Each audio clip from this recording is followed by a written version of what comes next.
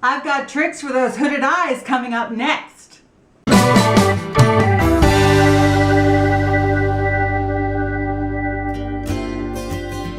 Hey there, chickadee, and welcome to Real Chicks TV. I'm your real chick, Carla. Thanks so much for joining me today. It always makes my day that much more special when you keep me company. Hooded eyes, I have them, and I know a lot of you do as well, particularly as we get a little older, the eyes start to droop a little more and get more hooded. Now, I happen to have had hooded eyes my entire life. You can look at my baby pictures, and I had hooded eyes.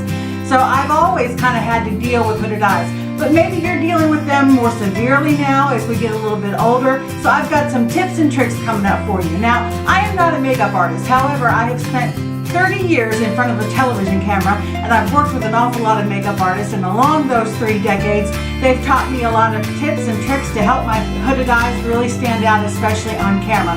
So I'm going to share one of those with you today. It's called the straight line method. Wayne Goss uses this method as well.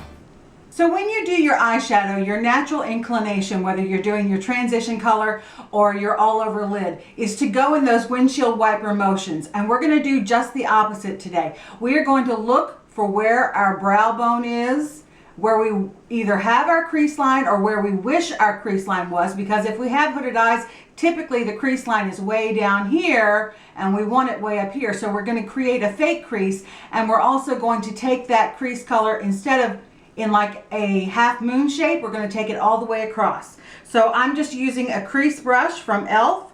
and I'm using the Emily Noel The Needs palette. I'm going in with this shade right here as a transition shade. Loading that up, tapping that off, and now I am just going to pull it straight across over to the tail of my eyebrow. So normally you would want to go back and forth. We're not doing that. We're going straight across to the tail of the eyebrow. Load it up, add some more color till we get it to the intensity that we want. And we're just swiping straight across. We're not even going back and forth in a swiping motion. We're going straight across to that tail. Now, using that same brush and that same shade, now I'm coming to the outer part of the eye and I'm pulling up in a straight line once again. Meeting it back up with that color we've already laid down. And just matching them together. So we're working in straight lines the whole time.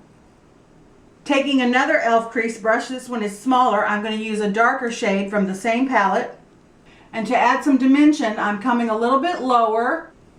Again, going straight across. I'm aiming for the tail of the eyebrow. Coming back in at the bottom part or the outer part of the lid, pulling it up in a straight line again. So we have gone almost in basically a reverse 7 or a backwards L. We're going straight across. We're not going in that half moon or that half circle shape. Straight across. This is really going to make your hooded eyes stand out because it's going to give you a lift and give you some dimension where you don't normally have it. And now to really intensify that, I'm taking this darkest shade here and I am going to really darken up that outer V. And again, I'm working in 2 straight lines. A straight line up. This time we're not taking it all the way up, we're just taking it to meet that last color that we did. And then right here about the outer third, a straight line out. Straight line up. This is called the outer V. And a straight line out. Now look at the difference in those 2 eyes. Now to really give this a sharp look and to really give this a great definition and to lift that eye straight up, I'm going to take a very inexpensive concealer. This one's by e.l.f. And I'm going to use a Bare Minerals concealer brush.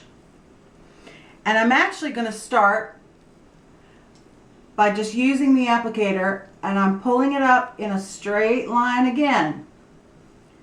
And now we're going to clean that up and you will be left with a really nice, sharp, crisp line that is really going to define that hooded eye.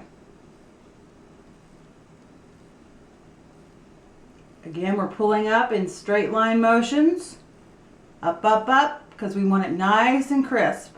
So there is the completed look on this eye. Look at the difference between these two eyes. Hooded eye over here with nothing on it. Hooded eye over here using the straight line method. Can you see the difference? So I'm going to finish up this eye so that they match, and I'll be right back. And here is the finished look on both eyes.